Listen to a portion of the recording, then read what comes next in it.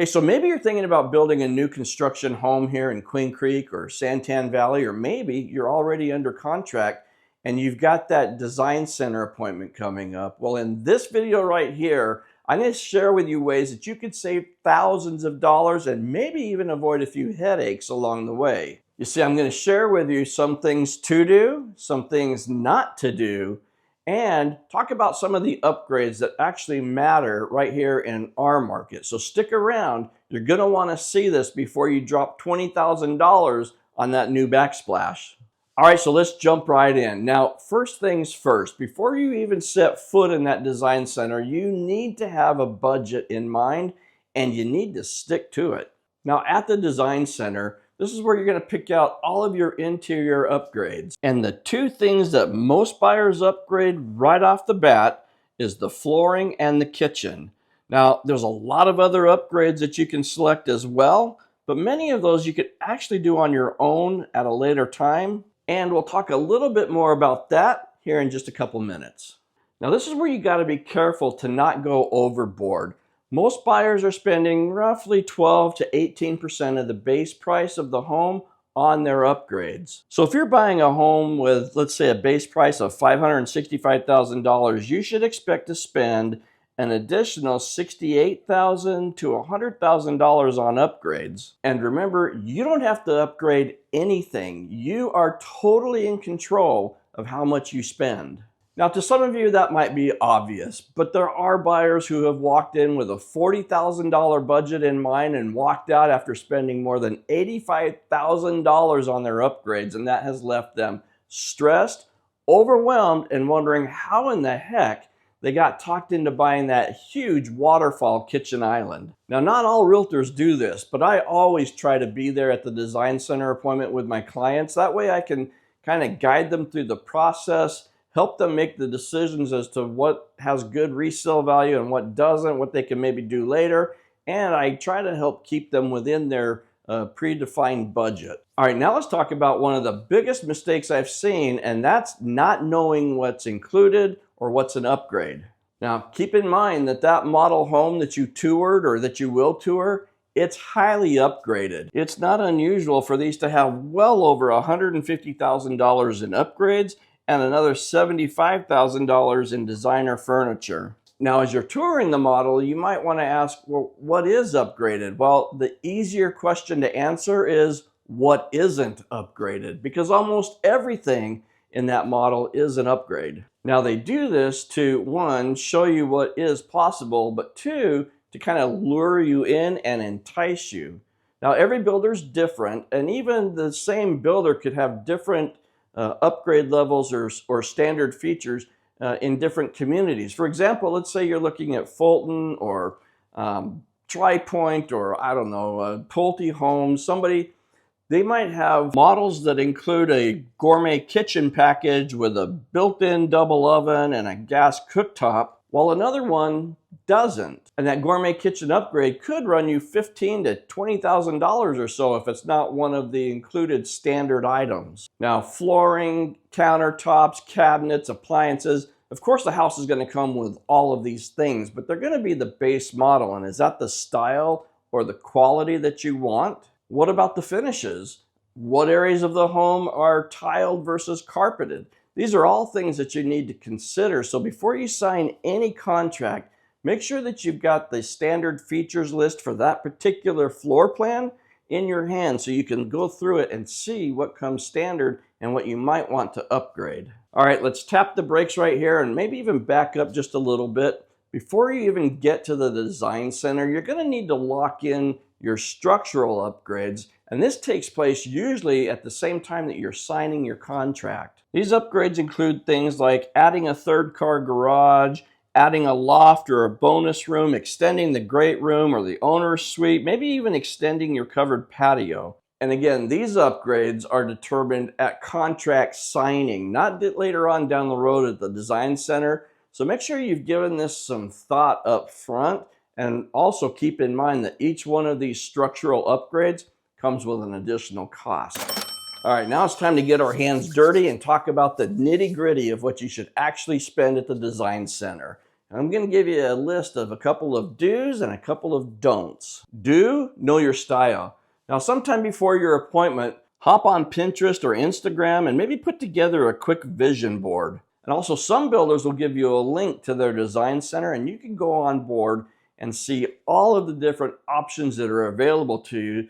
And you can start making some selections so that when you do go to the design center, one, you've got a head start, but two, you've already got a pretty good idea of what it is that you're looking for. Now, if you don't do a little bit of planning up front, you could walk into that design center and see that big shiny wall with the LED lights and all the cool little things and get caught up in the moment, and then you leave with $12,000 worth of regrets. I don't think you really want to do that, do you? And here's another do for you.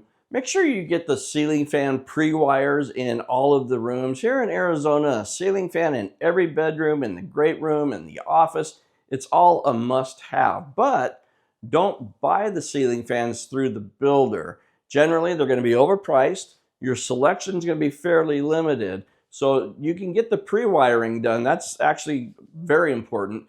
But then after you close, you can go to Home Depot or Lowe's. You can find much nicer fans with a huge selection and at a much better price. Now here's a don't for you. In general terms, I don't recommend buying your window coverings, that would be your blinds or your shutters, through the builder. Typically they are way overpriced, but I have seen on a few occasions where the builder's pricing on those 2-inch faux wood blinds that are so common actually is fairly reasonable. And in some cases, I've been able to negotiate those faux wood blinds actually into the deal at no additional cost. But again, generally speaking, I don't recommend buying the window coverings through the builder. You can always get a better deal afterwards through a local vendor and get exactly what it is that you want. Now here's another don't for you, and that'd be the kitchen backsplash. They look great, right? They add a lot of class to the kitchen. But going through the builder for them, it's going to cost you way more than it should, and your selection is pretty limited. This is one of those things where you hire a local installer after you've closed on the home. This way you'll save money and you'll be able to get exactly what you want in a backsplash.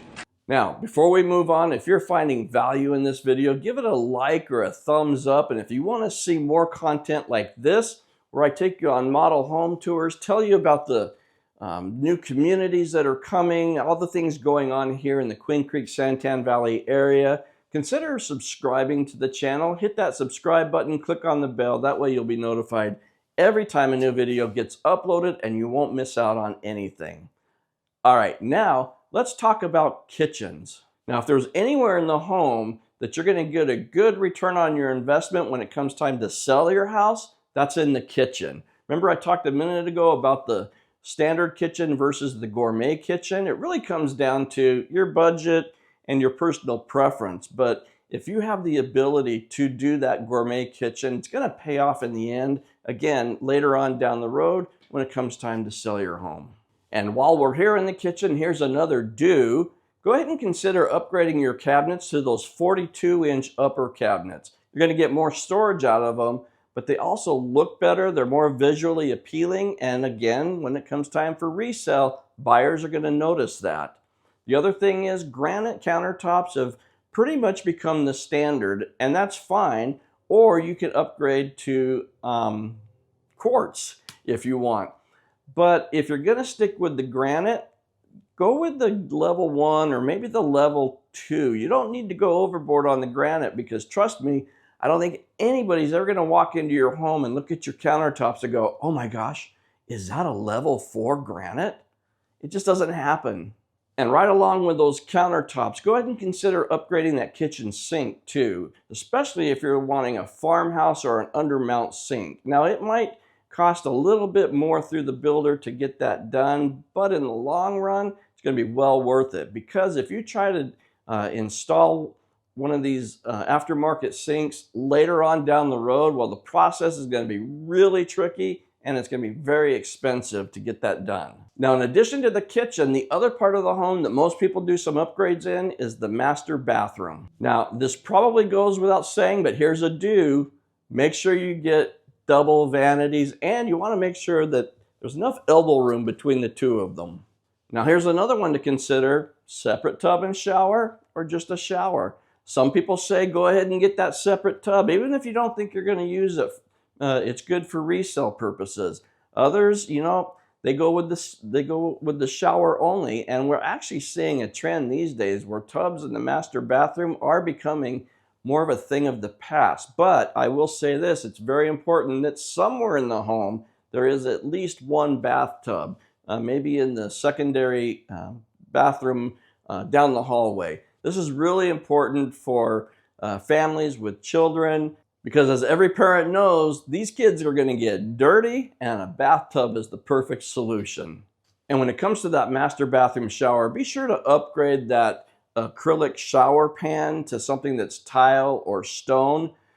That acrylic pan there, it's going to scream builder grade cheap, and it's going to date your home quickly. Another thing is, I would steer clear of the white flooring in the shower. It shows the dirt, and it's so hard to keep it clean. Now another one of the more common upgrades is the flooring, and this one, it's a little bit tricky, but here's my take on it. If you're going to go with the luxury vinyl planks, or the wood-like ceramic plank tile, or even hardwood floors, I would keep those on the downstairs level, and let the builder do the installation of that. I'd buy it through the builder. But on the second floor, if you've got a 2-story home, I would stick with the carpeting throughout up there, and I would just upgrade the pad. The carpet's gonna wear great, and that additional padding, it's gonna feel really good under your feet. Now, going with the flooring through the builder, it might be a little bit more expensive than using a local contractor after you close on your home, but I think that is probably money well spent. Here's a quick story. Years ago, we built a home, and I did not want to pay the builder's pricing for the flooring, so we decided we're going to just do the basic flooring. And as soon as we closed on the house, we're going to have a local flooring contractor come in. We're going to rip everything out, put in exactly what we wanted, and we were going to save thousands of dollars. And this was a great plan. Well, the problem is, it was 3 years in that home before we ever implemented our plan. And by then, it was a total hassle. They had to rip out not just the carpet, but all the original tile that went in, and that cost almost half of the entire cost of the project. But we were so inconvenienced over the course of 10 days as our home was torn up. There were places we couldn't get to one side of the home to the other. We had to go out through a back door, around through the gate, come in the front door to get to the kitchen, that kind of thing. So when I thought I was saving money, I actually wasted a lot of time and money. So a lot of people say don't do the builder's flooring. I'm kind of torn on that one. I think if their pricing is reasonable, maybe a little bit more than reasonable, I think it's still worth going that route rather than the inconvenience that we went through 3 years into our home that we planned on doing before we ever even moved in. All right, we're nearing the end of our list here, but let's talk a little bit about paint. Now, your home is going to come with flat white paint throughout, except you'll probably have an eggshell white in what they call the wet areas. That'd be the kitchen and bathrooms. Now, flat white paint, if you've never had it before, it's terrible. You can't keep it clean. When you do go to clean it, the paint literally just rubs right off. So you're going to want to repaint the home, but having the builder do it may not be the best option. Quite often, their pricing is a little bit high for that type of an upgrade. Instead, find a local painting contractor who can come in as soon as you close on the home and get the entire thing painted before you move in. And doing it that way, you're going to save a pretty good amount of money. Another thought is just live with the flat white paint for the first year, and then have the builder come in at that 11-month mark, fix all your nail pops, all your drywall seams, get all that stuff taken care of, and then you can have a painter come in. It'll be a little bit more hassle because, of course, you're already living in the home, but you will, again, save some money over having the builder do it right up front. All right, there you go. That was a quick rundown of things that you should do and things that you should not do when going to your design center appointment. To recap, have a budget. Know what's standard and what is an upgrade. Prioritize the kitchen and bathroom, and don't overspend on flashy stuff that's going to give you zero return on your investment. Now, if this video helped you feel a little bit more confident going into your design center appointment, again, give it a like or a thumbs up, and maybe consider sharing this video with someone else you know that might be preparing for their own design center appointment. Now, if you are considering making a move to Queen Creek or Santan Valley or really anywhere in the Phoenix metro area, whether you're coming from across town or clear across the country, we are your East Valley relocation specialists, and I would absolutely love to help you make your move. Now, my contact information is at the end of the video. I do free consultations, but I also have a link in the description of this video. Just click on that link. You can schedule your own private Zoom call with me. But if you're more comfortable texting, emailing, whatever it is, however you choose to communicate, that's great. The point is, let's just get together and talk. And remember, if you're working with a realtor or you plan to, and I'll just throw in there, you really should, whether it's me or somebody else, your agent has to accompany you on your very first visit to that community. Whichever builder it is, they all have the same rule, because if they don't, there's a really good chance that the builder's not going to be willing to compensate your agent, in which case you get to do that, or you go on ahead with that builder on your own without representation if you choose to move forward on that particular home. Now, you're going to want to watch this video right here, because it's going to set your mind at ease as you go throughout the new build process. And this video here, this one's a must watch, because it's going to tell you everything to look for as you do your blue tape walk with your builder.